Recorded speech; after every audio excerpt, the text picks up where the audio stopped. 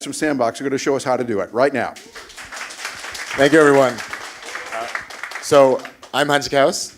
I'm voronoi. And we started about a year ago on Steemit, last September, October. We started with the Hitheryon account, if anyone's familiar with that, doing STEEM Park, which we'll present. But a couple months ago, we started Sndbox after the STEEM Park project. And as you can read, it's the Steemit incubator for creatives and communities. We wanted to be able to empower people both off and on Steemit. If you have a project in mind, want to do something, we want to help you achieve that goal. So we'll go forward. Yeah. So before we get started, a little bit about us. Michael and I met at an architecture school about 11 years ago, 12 years ago, 40 years ago. Together we worked. I worked as a urban planner for a few years after school.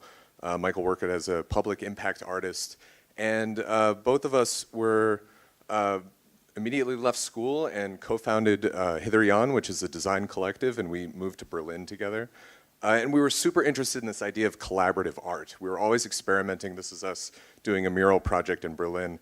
And we were really interested in the idea of collaborating on things like murals, things like public interface projects. And this is an example of that and us having some fun with it. But that really kind of cultivated our interest in Steemit as this kind of super collaborative platform and a place for people of all different disciplines to get together.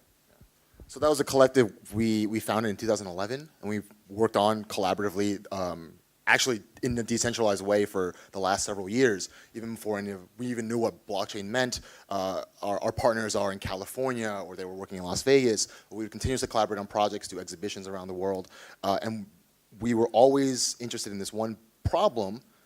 Is it not going? Okay. Oh, there we go. So what we were always concerned about, whether in art, architecture, design, any kind of creative profession, this is the biggest risk that we see today in a centralized economy. That 90% of our work is risk, right? We're investing in studios, we're investing in materials, ideas, time, our mental energy, our mental health, and we're relying so much on that last 10%. Which is the client paying for our painting, or getting the commission, or winning the competition. And well, most of the time, that 90% in the beginning doesn't get rewarded at all.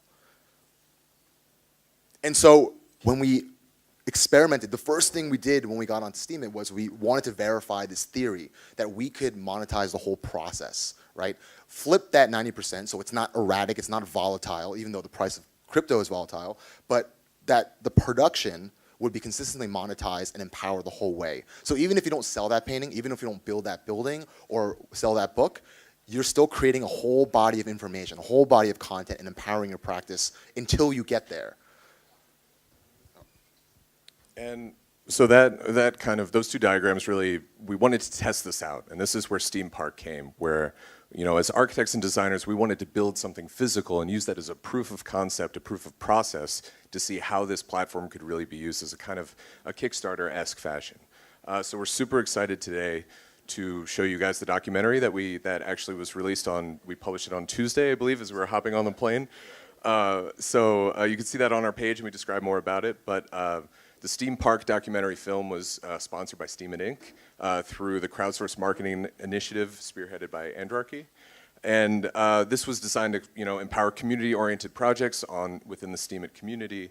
And so the film was sponsored by that, and you know, the physical construction of planters, furniture, everything physically in the park was funded entirely 100% through blogging on Steemit and getting donations from. We have some awesome contributors in the audience today. So we are going to. Yeah, we're going to pack a lot of things in this presentation during and after the video. So if you guys have any more questions or want specifics or talk to us about doing projects, please grab us afterwards, and we're always open to talk. Here we go.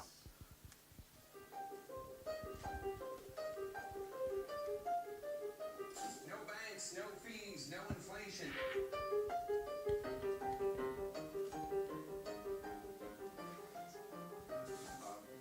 People are calling Bitcoin a bubble that's bursting.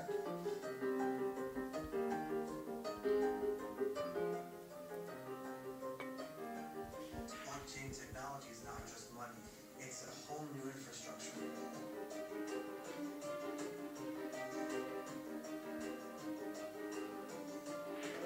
We've discovered basically the future of the internet. It's really uniting people from around the world.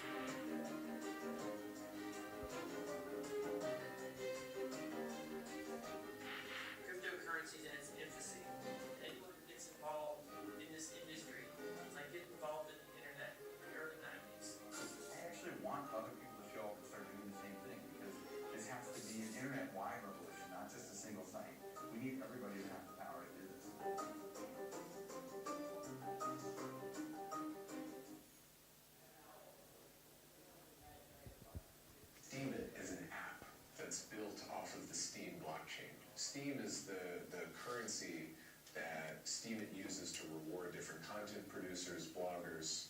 Steem has what's called the daily rewards pool. It generates certain thousands of tokens every day that are kind of sitting, imagine it's sitting above the website Steemit. And what people do when they vote and like content on Steemit, they're directing a portion of that rewards pool to different people that are publishing content on that day. What's innovative about that is no one is giving their own money towards this. They're simply directing where that value should be distributed in any given day.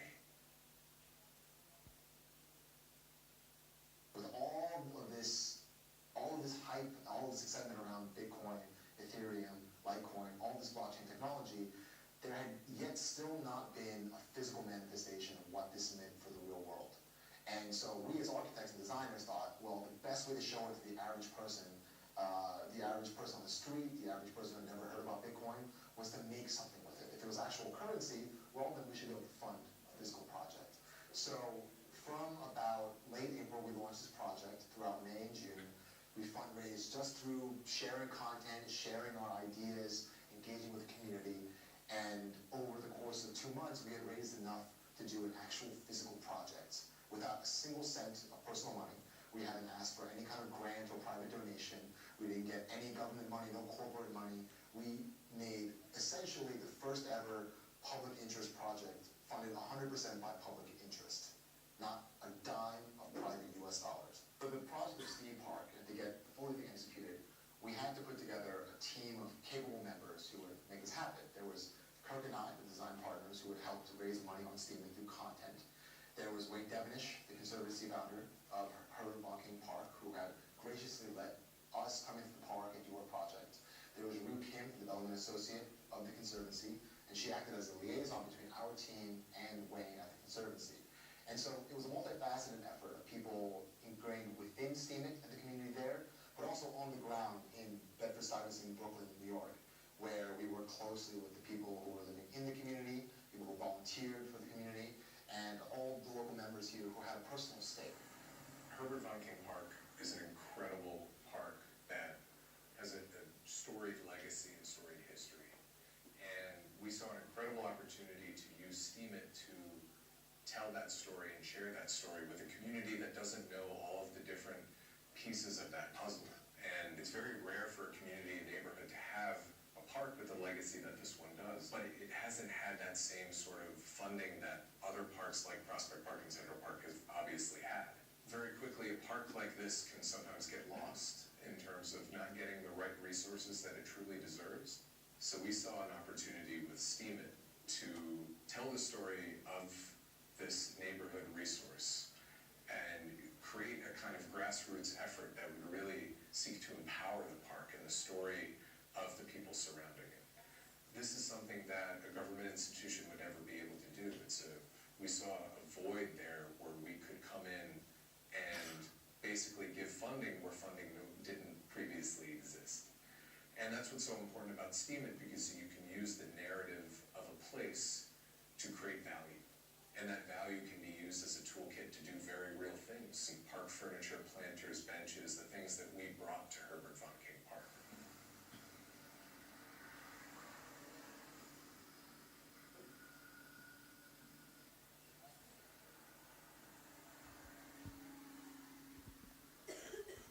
My name is Brian Chu, co-founder of A5 Studio. We're working on a project with a company founded by my friend Michael Lee. So he is working on a project for a park out in Brooklyn where it is funded by cryptocurrency. My name is Connor Coughlin, I'm co-founder of A5 Studio. So what's interesting about the Steemit cryptocurrency is that projects attempting to be funded can be funded on their own merit. So there's really no nepotism involved, and that's quite exciting. So people can put themselves out there, and essentially the best projects will get the most funding. Now we're finishing up welding all the steel frames, and tomorrow we're going to have the wood CNC cut for the triangles in the center of them, and we're hoping to have everything ready to go for Sunday morning at 11 when the launch of STEEM Park is happening.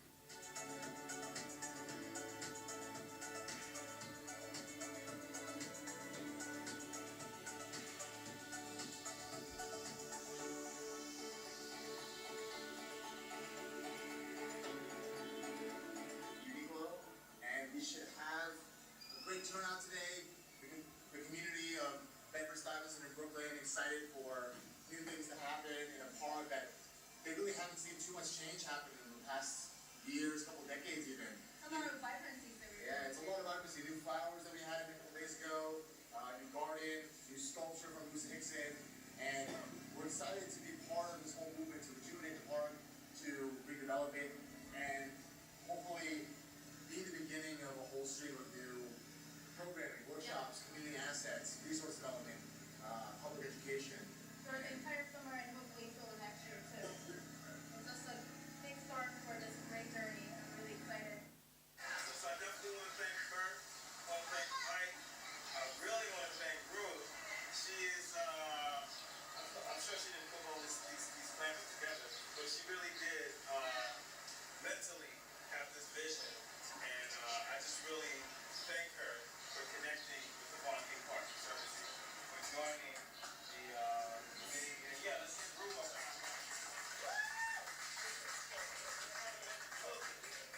Made this whole thing come together, so I want to thank her.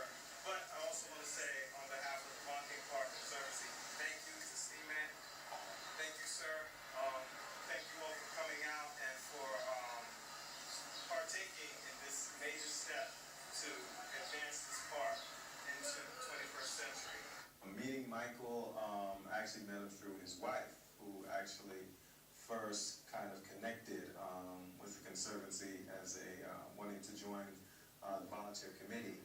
And you know, me and his wife just kind of interact, and she brought Michael in, and we've just kind of been really hit the ground running in terms of making things happen. Mike and his team brought in, you know, some great ideas. They fabricated some furniture to bring into the park.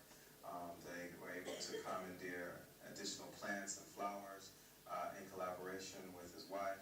So we kind of really just kind of took it to a much higher level than expected in such a short time, because I don't even think it's been 6 months that we've connected, but you know, it's already been a very transformative experience.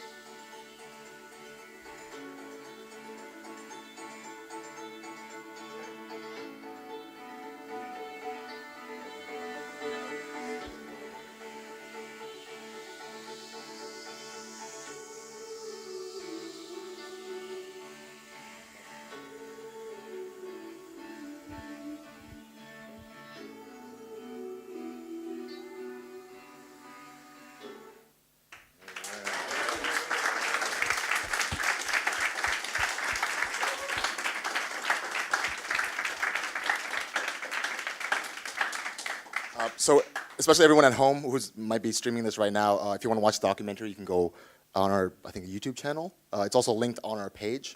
But basically, that park idea, because we have a lot of colleagues who are in design, architecture, and the creative professions, that was our launching point, right? We could point to that and say, this is real.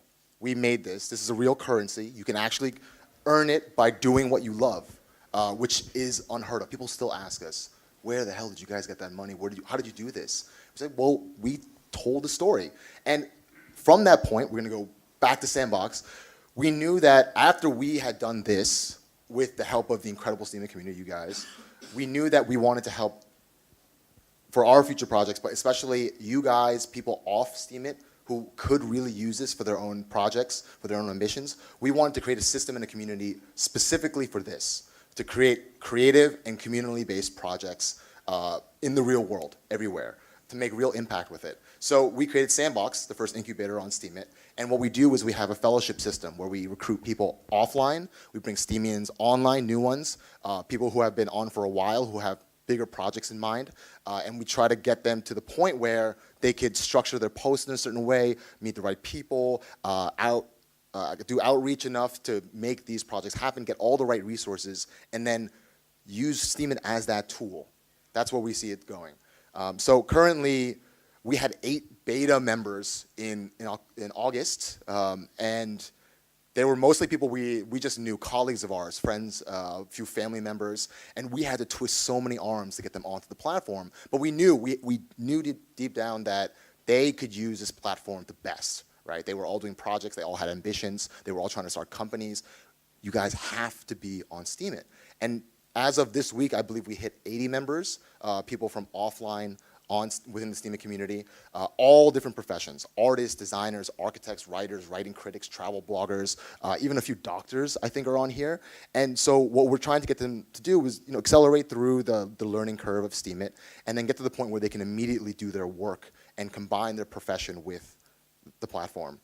And just to give you an example, after the STEEM Park project, one of the members, Mint Villa, she joined immediately after it launched. She's a landscape architect. She works with the Conservancy, and now they're continuing to use her profile to showcase the park, talk about the projects they're doing, and fundraise for more things such as their very first visitor map and guide for the park, which every other park in New York City has. This one hasn't because they haven't had enough funding, but it's going to have an audio guide, different historical facts, and they're just going to keep using Steemit.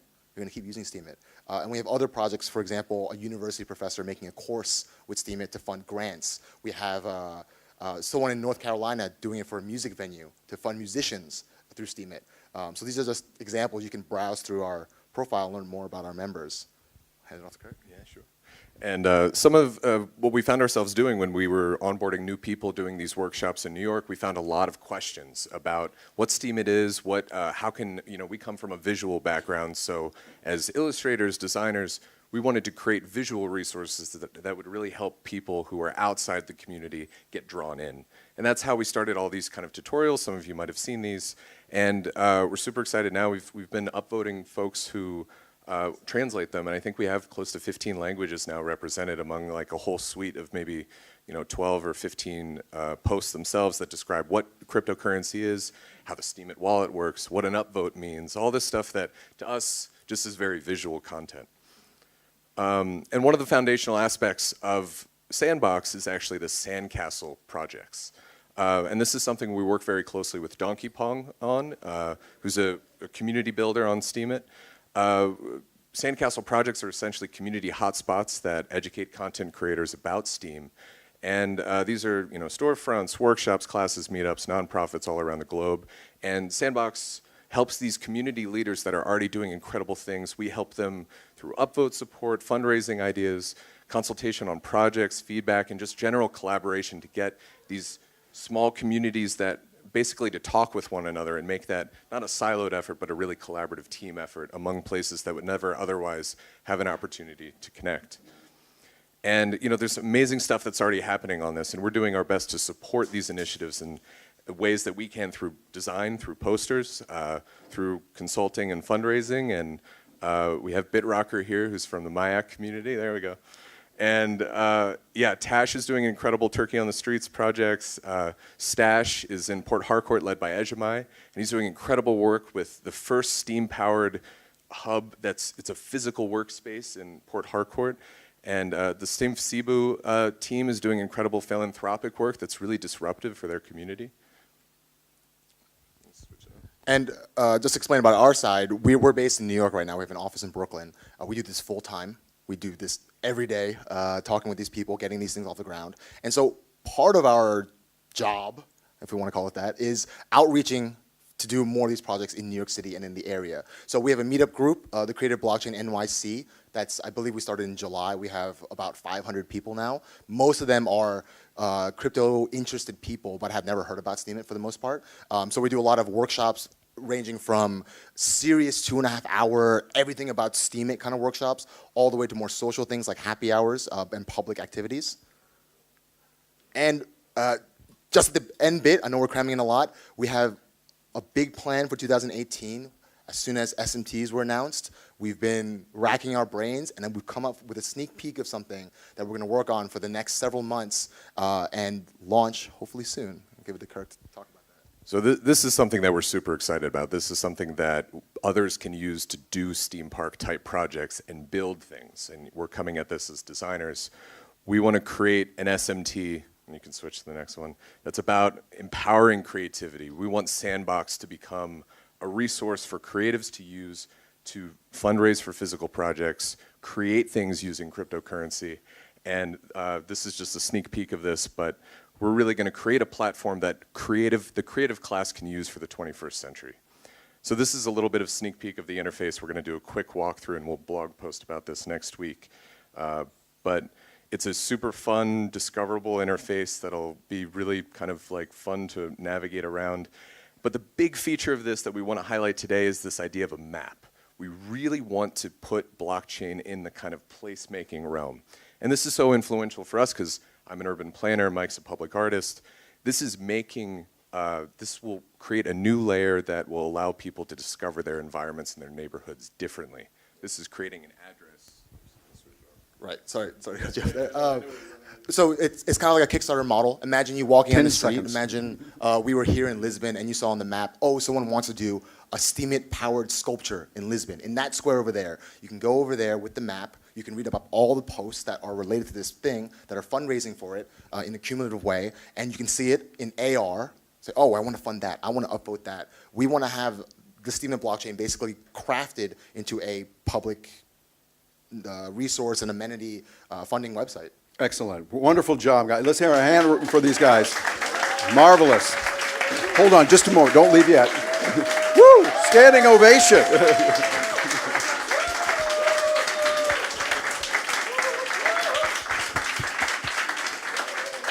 Excellent. And by the way, before you get away, let us know your YouTube channel.